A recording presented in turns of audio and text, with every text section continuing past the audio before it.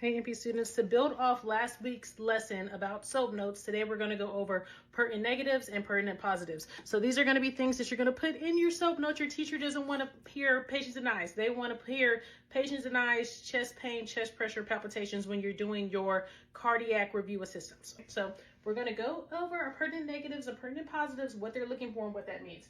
So our pertinent negatives are going to be symptoms you expect but the patient does not have, and that's going to help us rule out other things. And then we have our pertinent positives over here that are going to be symptom findings that support our diagnosis. So typically what I do when I'm typing a SOAP note, if I'm doing my pertinent negatives, it'll start with patient denies. And then if I'm doing my pertinent positives, it will start with patient endorses. So we'll go over our pertinent negatives first. I have two examples. One is for chest pain and one is for abdominal pain.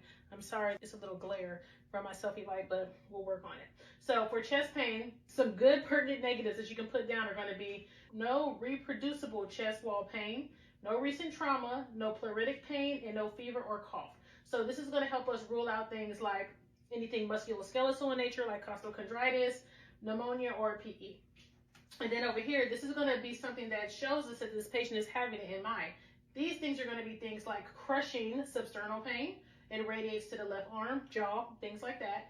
Diaphoresis, so sweating, nausea, and it gets worse with exertion. So these are going to be pertinent positives that suggest that this patient hasn't having it in mind, while these over here are pertinent negatives letting us know whatever this patient has going on is probably not going to be musculoskeletal, pneumonia, or PE, or in that family.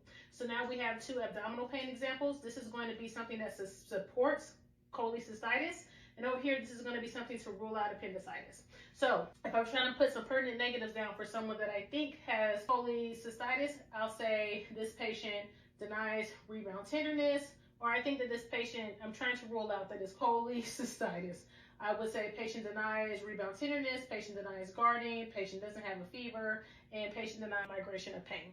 And then if I thought that this patient had appendicitis or maybe an ectopic pregnancy and I was trying to rule it out, I would see, does the patient endorse right upper quadrant pain after eating fatty meals? Does the patient have a positive Murphy sign? Or does the patient have any nausea or vomiting? So I hope that this is helpful. I'll try to put the pertinent negatives and pertinent positive sheets in my beacon for you guys to download. It's good to me to just have a copy and paste one of all the generic things you would have to ask the patient for that section. I think it's good for you guys to use in practice, and it's good for you to use in clinical, and it's also good for you guys to use when you're actually trying to write your SOAP notes. So if you found this video helpful, let me know down below. Please give me a follow or a repost. As always, I wish you guys the best of luck on all your endeavors and hope you guys have an amazing day.